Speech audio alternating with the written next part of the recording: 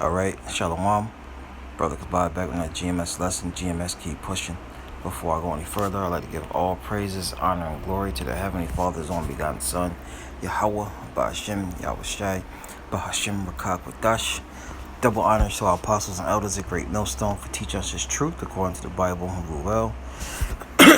Another Shalom to all the sincere Akims throughout the four corners of the earth, pushing this truth through diligence and sincerity.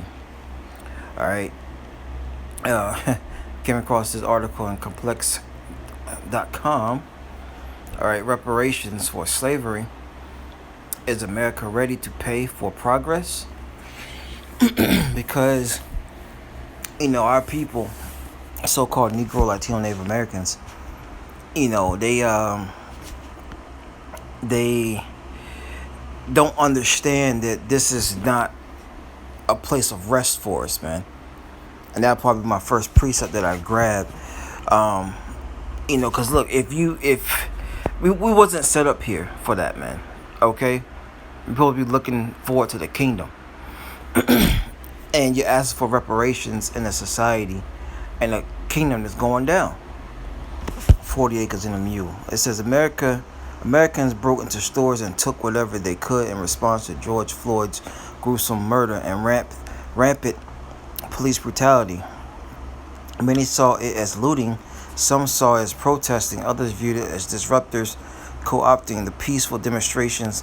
But Ariel Atkins, a Black Lives Matter organizer in Chicago, saw it as something more justifiable.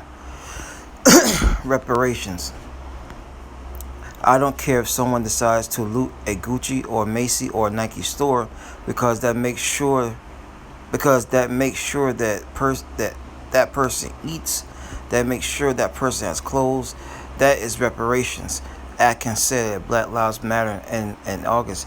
But all these things are materialistic things, man. I mean, yeah, you need raiment, you need clothes and shoes, but what about land? Or what about cattle? Those things, chickens, those things are real money. Okay. It says Jake's not asking for that though. The discussion about paying reparations to Black Americans for 400 years of sustained race oppression has gained new life. Yeah, I'm not gonna read all this. If you want to read it, you can go to Complex. But look, if you start paying, Judah, you're gonna have to start paying who? Gad, Reuben, the so-called Native Americans. Then you got to pay who? The Latinos, because we all went through the same thing. Let's go ahead and get Micah 2.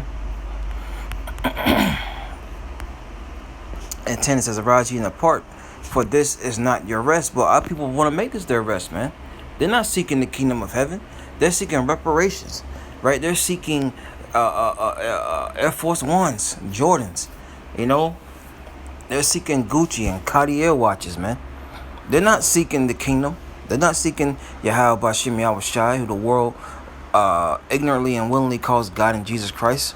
That's their names in ancient Hebrew, right? They want to see this place continue. But Micah told us what? Arise ye and depart, for this is not your rest. Right? Mentally and spiritually out of the ways of this world, the ways that it promotes our people to think that this place is going to go on, right? And that reparations for the bonehead, so-called Black, Hispanics, Native Americans is materialistic things, clothes. Now you need clothes, but you don't need high-end clothes, right? Because it is polluted, it shall destroy you even with a sword of destruction. And it is destroying our people. If your mind is not on these scriptures, the Lord hasn't opened your mind up to this light, you're in the congregation of the dead. And that's the mindset of 2/3 of our people. But we're trying to reach the ones who are part of the elect to come out of that that two-thirds state of mind of thinking that reparations is the way. What's that? Matthew 6. This is Matthew 6:33. It says, "But seek ye first the kingdom of the Most High," not reparations, right? Not a handout from Sleazy E. Seek the kingdom of the Most High. How do you seek the Lord? Through his men he has set up. Starting with our head apostles and elders of great millstone, right on down.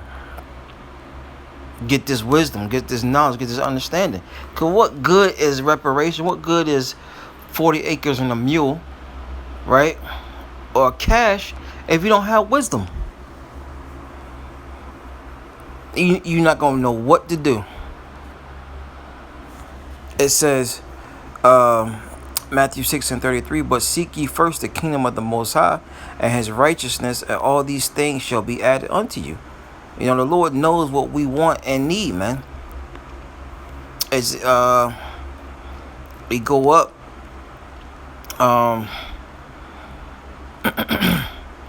it tells you that, you know, we're much more better than the fowls and the birds and everything like that. The Lord takes care of them. How much more Yasha Allah, right? The prince of the power, Israel. You know, the Lord knows what we need, man. And look, it starts with seeking him, man. Because what you people fail to realize is what we've been telling you from day one, that you're up under curses, man. You know, and no matter what you do,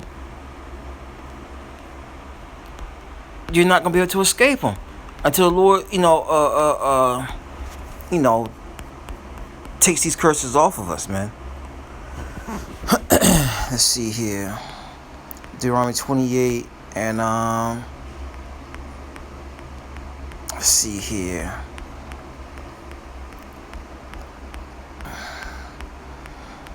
I mean, you can just go on and on, but I'll just read verse 15.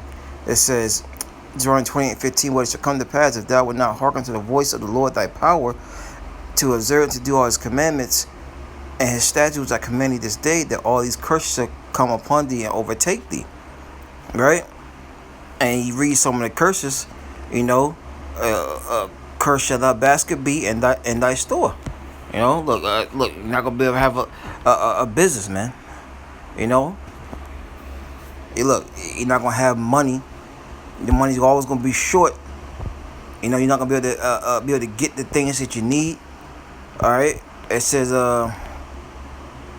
look, verse 19: "Cursed when thou shalt thou be when thou comest in, and cursed shalt thou be when thou goest out." When you're born and when you die, man. These are just some of the curses that is gonna follow Jake.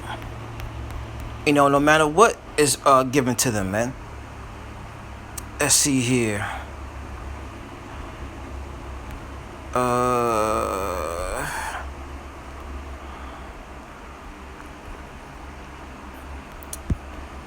It's just so many, man. So it doesn't, what the curses go into. So it doesn't matter if you get reparations or not. You're still up under the curses, man. Right? And here's a big one right here. And then probably ending off on this. Haggai, the first chapter. Oh, yeah. Yeah, verse 6. It says, "Ye have sown so much and bring in little." Right, you work your ass off, but what? After taxes, after bills, you probably left with just enough for a 6-pack, man. Child support, barely have enough to get you a decent meal. It says, "Yet ye eat." It says, "Ye eat, but ye have not enough." That's right, you don't have enough, man. All right. It says, "Ye drink, but ye are not filled with drink. Ye clothe you, but there is none warm." Right? You have clothes, but look, you don't have the proper clothes to keep you warm. It says, "And he earned wages." It says, "And he that earneth wages to put into a bag with holes." And that's the curses. That's one of the curses upon Israel, upon Jake.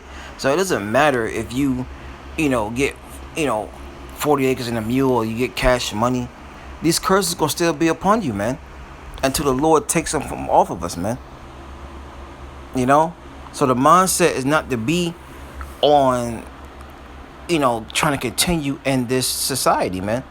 You need to be coming out of the ways of thinking that this place is going to go on. Because according to Amos, the 9th chapter, okay, the Lord eyes are upon the sinful kingdom. He's going to destroy it from off the face of the earth. So come out of that mindset of thinking about reparations and, of trying to, build a life here, man, because this is not our rest. So with that, I'd like to give all praises, honor, and glory to the Heavenly Father's only begotten Son, Yahweh, by Hashem, Yahushai, by Hashem, Rakakwadash. Double honors to our apostles and elders, a great millstone, teach us his truth according to the Bible, humble well. Another shalom, the all the sincere Akims, at the four corners of the earth, pushing this truth through diligence and sincerity. Shalom.